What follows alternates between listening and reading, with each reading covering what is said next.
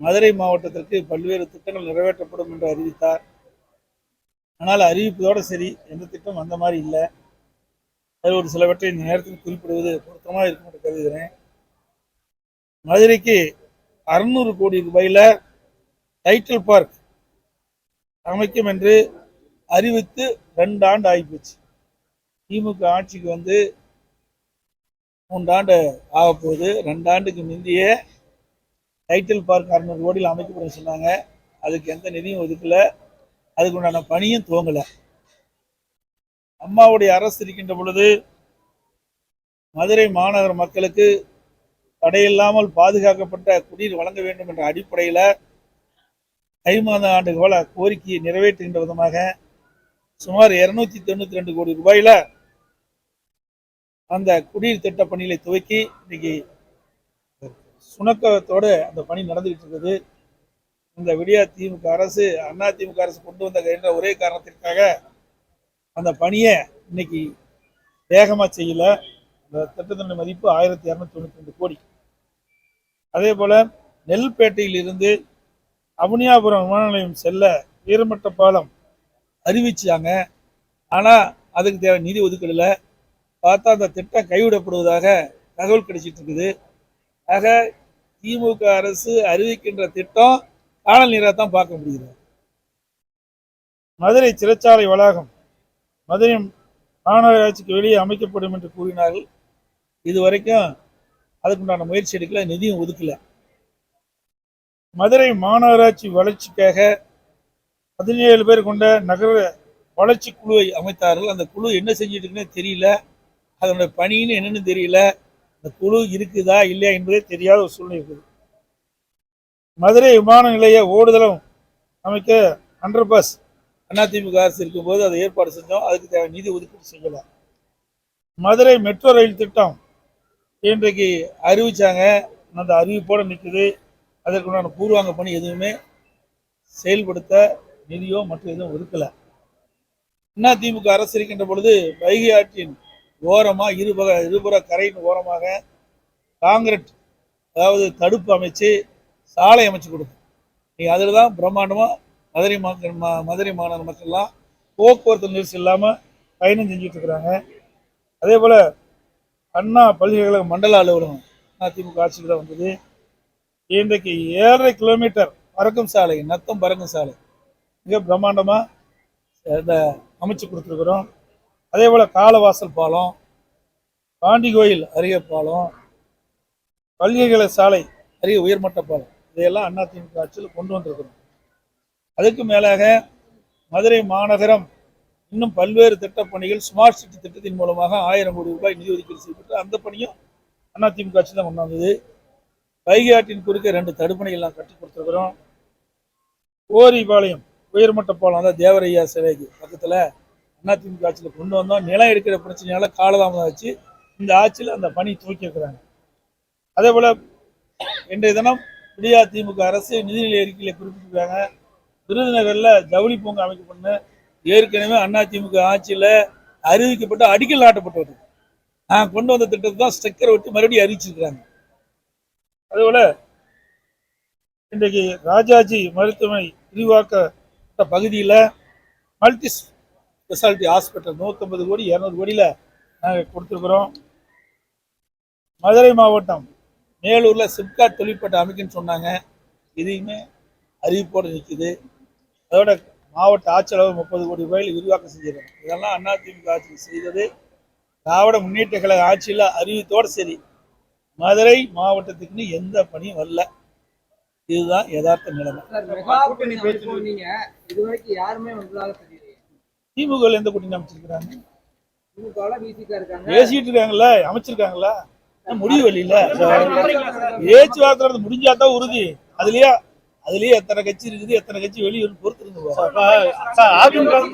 அதிமுகவிலிருந்து நீக்கப்பட்டவர்கள், விலகி சென்றவர்கள் எல்லாம் ஒன்றாக இணைத்து அதிமுகவுக்கு எதிராக தேர்தல் நேரத்தில் வந்து கட்சியின் சின்னத்தை முடக்கப்படுறதா ஒரு பரவலாக ஒரு பேச்சு அடிப்படுது. இது எப்படி பாக்குறீங்க? எப்படி முடக்குவாங்க? நீங்களே சொல்லுங்க. உச்ச நீதிமன்றம் கொடுத்தாச்சு, உயர் நீதிமன்றம் கொடுத்தாச்சு, எல்லா மன்றமும் கொடுத்தாச்சு, நீதிமன்றத்தில் எல்லா தீர்ப்பு வந்தாச்சு, தேர்தல் ஆணையம் கொடுத்தாச்சு. இன்னும் எங்க போய் முடக்க முடியும்? அது ஆசை நிறைவேறாது, நிராசையா தான் இருக்கு. அதாவது உச்ச நீதிமன்றத்திலையும் தீர்ப்பு வாங்கியாச்சு, தேர்தல் ஆணையத்தில் வாங்கியாச்சு. இனிமேல் என்ன இருக்க போகுது? அது எப்படி நினைச்சிட்டு இருக்காங்க. நிராசை எப்பொழுது நிறைவேறும்.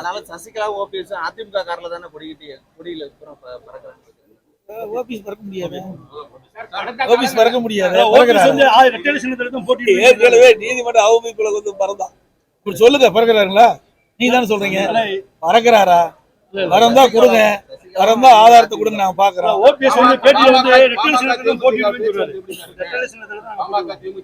பொறுத்திருந்து பாருங்கள். இன்னும் தேர்தல் அறிவிக்கவில்லை. தேர்தல் அறிவித்த பிறகுதான் கூட்டணி முழுமையாக. ஆமா, பாஜக அதிமுக செஞ்சுட்டு அதை சொல்ல மாட்டேங்கிறீங்களா? அதாவது ஒரு கட்சியிலிருந்து ஒரு கட்சி போறது அவருடைய ஜனநாயகம். அதுல யாரும் ஒருத்தர் போறாங்க இல்லைங்களான்னு சொல்ல நம்ம தடுக்க முடியாது. இது ஜனநாயக நாடு. இது ஜனநாயக நாடு. யாரு வேணாலும் எங்க வேணாலும் எந்த கட்சிக்கு வேணாலும் போகலாம். பாரதிய ஜனதா கட்சியிலிருந்து அதிமுக வராங்க, அதிமுக கட்சியிலிருந்து போறாங்கன்னா அது அவருடைய மனநிலை பொறுத்து இருக்கு.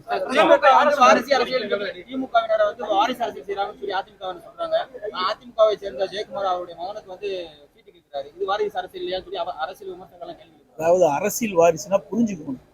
சீட்டு கொடுக்கறதுல பொருள் இல்ல, தலைமை பொறுப்பு.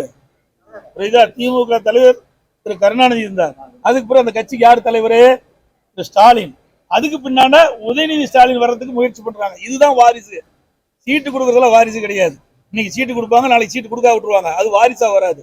ஆனா வாரிசுன்னு வந்தா அந்த கட்சி அவருடைய கட்சிக்கு அந்த கைக்கு போயிடும், இந்த குடும்பத்துடைய கைக்கு போயிருது. ஒரு குடும்பத்துக்கு போகக்கூடாது என்பதுதான் என்னுடைய கொள்கை. அனைத்து இந்திய அண்ணா திராவிட முன்னேற்ற கழகத்தை பொறுத்த வரைக்கும் என்னை போல் சாதாரண தொண்டனும் உயர்ந்த நிலைக்கு வர முடியும். அது அதிமுக தான் முடியும், வேற எந்த கட்சியிலும் தமிழகத்துல முடியாது. திராவிட முன்னேற்ற கழகத்தை பொறுத்த வரைக்கும் அது வாரிசு அரசியல், குடும்ப கட்சி, கார்பரேட் கம்பெனி. அது கட்சி இல்ல, கம்பெனி. ஒரே தேர்தல், ஒரே நாடு, ஒரே தேர்தல் அதிமுக இருந்தது. ஆனா சட்டசபை தீர்மானம் கொண்டு வந்து அதுக்கு ஆதரவு தெரிவிக்கும் ஒரே தேர்தல் ஒரே இதுக்கு வந்து ஆதரவான கருத்துக்கள். அதாவது எங்களுடைய கருத்தை தெரிவிச்சிட்டோம், அப்படித்தான் சொல்லியிருக்கிறோம். நல்லா படிச்சு பாருங்க. அனைத்து இந்திய அண்ணா திராவிட முன்னேற்ற கருத்து, எங்களுடைய கருத்து, எங்களுடைய கொள்கை இப்படி இதெல்லாம் இருந்தா நாங்க ஏத்துக்கணும் தான் சொல்லியிருக்கிறோம். அன்றைக்கு அப்படித்தான் சொன்னோம், இன்றைக்கு அப்படித்தான் சொன்னோம். அதன் அடிப்படையில் தான் நாங்க அந்த கருத்து கேட்கிற நிதிக்கு கமிட்டிக்கு அனுப்பிச்சிருக்கிறோம். அதைத்தான் நாங்க சொன்னோம். எங்களுடைய அனைத்து இந்திய அண்ணா திராவிட கருத்துக்களை ஏற்றுக்கொண்டால், என்னென்ன கருத்துன்னு சொல்லி அதை ஏற்றுக்கொண்டால் நாங்கள் ஆதரிப்போம், இல்லைன்னா நிராகரிப்போம். கடந்த காலத்துல அதிமுக வந்து கூட்டணியை வந்து என்னைக்குமே எதிர்பார்த்து காத்து. ஆனா இப்ப வந்து அதிமுக வந்து கூட்டணி தவறு. போன வரைக்கும் நானும் முதலமைச்சரா இருக்கும்போது தேர்தல் அறிவிப்பு வந்து சேர்ந்தாங்க, புரியுதுங்களா? தேர்தல் அறிவிப்புக்கு பக்கத்துலதான் கூட்டணி அமைச்சது. இன்னும் தேர்தலே அடுத்த மாசம் தான் இருக்குது, இன்னும் 20 நாளைக்கு மேல இருக்குது. கூட்டணி அமைக்கிறத பத்தி கேட்கல சார். ஆனா அதிமுக அந்த எதிர்பார்ப்பு எல்லா கட்சியும் கூட்டணி அமைக்கும் போது நாங்க மட்டும் எதிர்பார்க்கணும் என்ன தப்பு? எல்லா கட்சியும் கூட்டணி தானே அமைக்கிறாங்க. எல்லா கட்சியும் கூட்டணி அமைக்கதே இல்லையா? அதே மாதிரி அதிமுக கூட்டணி அமைக்கும். ஆமா, ஏற்கனவே 19 என்ன தலைமையேற்று நடத்தணும், 2021 தலைமையேற்று நடத்தணும், இப்போ அதிமுக தலைமையேற்று நடத்தணும். ஏன் பிரதமர் வேட்பாளர் மத்ததெல்லாம் பாருங்க. ஒரிசாவில் பிரதமர் வேட்பாளர் இருக்கிறாரு, அங்க இருக்கிற முதலமைச்சர். தெலுங்கானாவில் அப்படி இருக்காரா? ஆந்திராவில் அப்படி இருக்குதா? மேற்கு வங்காளத்தில் அப்படி இருக்குதா? பிரதமர் வேட்பாளர் முன்னிறுத்தி தான் அந்த மாநிலம் எல்லாம் ஜெயிக்கல. ஏன் 2014 அம்மா பிரதமர் வேட்பாளர் முன்னிறுத்தி செய்யலையே? ஆக எங்களை பொறுத்த வரைக்கும், அனைத்து இந்திய அண்ணா திராவிட முன்னேற்ற கழகத்தை பொறுத்த வரைக்கும் தமிழ்நாடு மக்கள் தான் எங்களுடைய வேட்பாளருக்கு வாக்களித்து வெற்றி பெற செய்யறாங்க. எங்களுக்கு யார் வாக்களிக்கிறார்கள் அவர் தான் எஜமானர். அவர்களுக்கு என்ன வேணும் என்பதை நாங்கள் நிர்ணயிக்கப்பட வேண்டும். ஆனா கூட்டணின்னு வந்த பிறகு கூட்டணி தர்மம் வந்துருது. மாநிலத்திற்கு எதிராக செயல் வருகின்ற பொழுது, எதிராக சில பிரச்சனை வருகின்ற பொழுது தேசிய அளவில் முடிவு எடுக்கிறாங்க. அப்போ கூட்டணி தர்மம் வந்து நின்றுக்குது. அப்போ நம்ம பாதிக்கிறோம். ஆகவே இந்த நிலையெல்லாம் மாறுவதற்கு தான் அதிமுக சுயமா முடிவெடுத்து செயல்படுவதற்கு தான் நாங்க யாரோடையும் கூட்டணி இல்லை, தேசிய கட்சியோட கூட்டணி இல்லை. எங்களை பொறுத்த வரைக்கும் தமிழ்நாட்டு வாக்களிக்கிற வாக்காளர் மக்களுடைய குரல் நாடாளுமன்றத்திலே ஒலிக்கும். அதுதான் எங்களுடைய நிலைப்பாடு. அதிமுக முன்னாள் நிர்வாகி ஏவி ராஜு வந்து அதுதான் இப்ப எல்லாமே எதிர்ப்பு கொடுத்துருக்காங்களா? அவர் தான் எதிர்ப்பு கொடுத்துருக்காங்க, பத்திரிகைலாம் வந்திருக்குது. அவர் ஒரு பெரிய ஆள் இல்லை. தீபா கட்சிக்கு போயிட்டு வந்தவரு ஏதோ இறக்கப்பட்டு சேர்த்தணும். அவர் ஏற்கனவே இதில் இல்லாத ஒரு மனநிலையில் இருந்தார். அவர் உடல்நல சரியில்லாத இருந்தது, அதனால் அவர் விட்டு வச்சிருந்தோம். இப்போ அவர் கட்சிக்கு எதிராக செயல்பட்ட காரணத்தினால கட்சி ஒழுங்கு நடவடிக்கை எடுத்தது. கருத்து கணிப்பு எல்லாமே வந்து திமுக ஆதரவான கருத்து கணிப்பா இருக்கு. அதே போல பாஜக ஆதரவான ஓட்டு போடுற மக்கள் கருத்து கணிப்பில் வரலையே, யாரு ஓட்டு போடுவான்னு பொறுத்திருந்து பாருங்க. போன தடவை அப்படிதான் சொன்னீங்க. 2019 ஒண்ணுமே வரல. நீங்க 2021 என்னாச்சு? 75 இடங்கள் நாங்க கைப்பற்றணும்ல. 75 இடங்கள் வந்ததுல அதுல கூட்டி பாருங்க, 7 நாடாளுமன்றம் வெற்றி பெறுது எங்களுக்கு. அதாவது அதுல 6 சட்டமன்ற தொகுதி இருக்கும். அந்த 6 சட்டமன்ற தொகுதி கூட்டினீங்களா 7 நாடாளுமன்ற தொகுதி அப்போதான் வெற்றி பெறுது. அப்புறம் ஈரோடுல 7400 ஓட்டு தான் குறையுது. சிதம்பரத்துல 384 தான் குறையுது. இந்த 6 ஒரு சிதம்பரம் பாராளுமன்றம்னா 6 சட்டமன்றம் இருக்குது, அதுல வந்து வெறும் 384 தான் குறைவு. அதே போல நாமக்கல்ல 15,400 தான் குறையுது. கள்ளக்குறிச்சியில 20,000 தான் குறையுது. வேலூர்ல 27,000 தான் குறையுது. இதெல்லாம் எப்பன்னா 2021 சட்டமன்ற பொதுத் தேர்தலும் போது 10 ஆண்டு காலம் நாங்க ஆட்சியில் இருந்தோம். பல்வேறு விமர்சனங்களை செஞ்சாங்க. 520 அறிவிப்புகளை திராவிட முன்னேற்ற கழகத்தின் சார்பாக திராவிட முன்னேற்ற கழக தலைவர் கவர்ச்சிகரமா அறிவிச்சாங்க. அதை நம்பி ஓட்டு போட்டாங்க. அந்த காலகட்டத்திலேயே நாங்க நாங்க ஜெயிச்சு வந்திருக்கிறோம். இந்த 3 ஆண்டு காலத்துல இந்த ஆட்சி மேல கடுமையான வெறுப்பு, மக்கள் வந்து கொதிச்சு போயிருக்கிறாங்க. விலைவாசி உயர்வு, கரண்ட் பில் உயர்வு, சொத்து வரி உயர்வு, வீட்டு வரி உயர்வு, கடை வரி உயர்வு, அதே போல எல்லா வகையிலும் சட்ட ஒழுங்கு மிக மோசமான நிலை இருக்குது. இப்படிப்பட்ட நிலையை தான் நம்ம தேர்தல் சந்திக்கிறோம். அதனால எங்களுடைய கூட்டணி மிக பிரம்மாண்டமான வெற்றி பெறும்.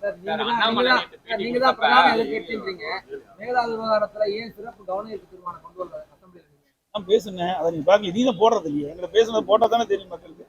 சட்டமன்றத்துல பேசின குறிப்பு எடுத்து பாருங்க. தீர்மானம் நாங்க சட்டமன்றத்துல பேசின தீர்மானத்தை எடுத்து பாருங்க, என்ன பேசியிருக்குன்னு பாருங்க.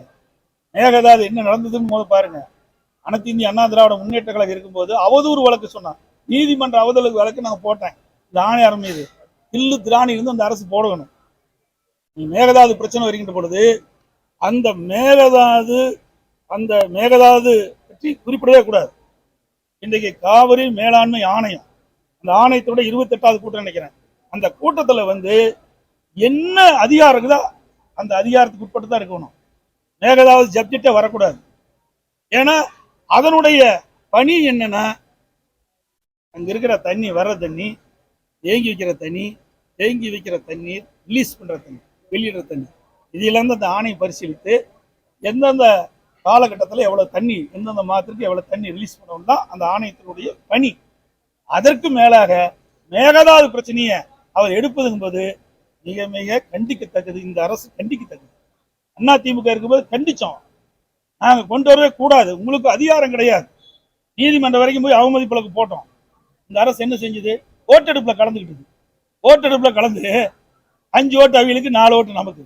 இப்ப என்ன, சென்ட்ரல் வாட்டர் கமிஷனுக்கு அனுப்பிச்சிட்டாங்க. இப்ப என்ன செய்ய போறாங்க இந்த அரசாங்கம்? துரோக செயல் செஞ்சிருக்கு இந்த அரசாங்கம். ஏன் வெளியிடப்பு செஞ்சிருக்க வேண்டியதானே? சரி, அப்படியே அதில் உடனே நீதிமன்றத்துக்கு போகணும்ல. சட்டமன்றத்தில் பேசியிருக்கிறேன், அதெல்லாம் எடுத்து பாருங்க. அதுக்கு பதில் அளிச்சிருக்காரு. அது ரொம்ப மோசமா பதில் அளிச்சார். நீர்வளத்துறை அமைச்சர் என்ன சொன்னாரு? அயோக்கியத்தனாரு. என்ன அயோக்கியத்தனாரு? சட்டப்பேரவையில் சொன்னாரு, இதை நீக்கிறோம்னாரு. எதுக்கு நீக்கிறீங்க? நான் சொன்னான்னு பதிவு செய்யணும். சரி, நீர்வளத்துறை அமைச்சர் சொன்ன பதிவு செஞ்சுட்டாரு. இதெல்லாம் இந்த அரசாங்கம் செஞ்சுட்டு இப்படிப்பட்ட ஒரு வார்த்தையும் போடுது. எங்க எதை பேசணுமோ அதை பேசணும். பேச தவறி விட்டது. இதனால் மேகதாது பிரச்சனை என்ன ஆகும்னு தெரியல. அனைத்து இந்திய அண்ணா திராவிட முன்னேற்ற கழக அரசு இருக்கின்ற பொழுது காவிரி நதிநீர் பிரச்சனை 50 ஆண்டு கால பிரச்சனைக்கு தீர்வு கண்டது அண்ணா திமுக. தீர்ப்பு பெற்றது அண்ணா திமுக. அதுவரை பாதுகாக்கப்பட்ட வேளாண் மண்டலத்தை தீர்ப்பு பெற்றது அண்ணா திமுக. நீத்தேன் கொண்டு வருவதற்கு புரிந்துணர்வு ஒப்பந்தம் போட்டதையும் இதே திமுக தலைவர் முன்னாடி தான் புரிந்துணர்வு ஒப்பந்தம் போட்டாங்க. அதை தடுத்து நிறுத்தியதையும் அம்மாவுடைய அரசு தான். அதே மாதிரி காவிரி குண்டார் திட்டத்தை நான் கொண்டாந்தோம். அந்த திட்டத்தையும் அப்படி கிடப்புல கிடக்கு. கோதாவரி காவிரி இணைப்பு என்னுடைய தேர்தல் அறிக்கையில் வெளியிட்டோம். திமுக தேர்தல் அறிக்கையில் வெளியிடல. அதையும் இன்னைக்கு மத்திய அரசு விரிவான திட்ட அறிக்கை தயாரிக்கும் பணி துவங்கப்பட்டதுன்னு சொன்னாங்க. அதையும் அப்படி கிடப்புல போட்டுருக்காங்க. ஆக திமுக ஆட்சியில எந்த ஒரு நல்ல திட்டமும் தமிழ்நாட்டுக்கு வராது. இந்த ஆட்சி தொடர்ந்தா ஆண்ட நாள் கூட தமிழ்நாட்டை காப்பாற்ற முடியும். ஒரே ஒரு கேள்வி. படிச்சு முடிச்சு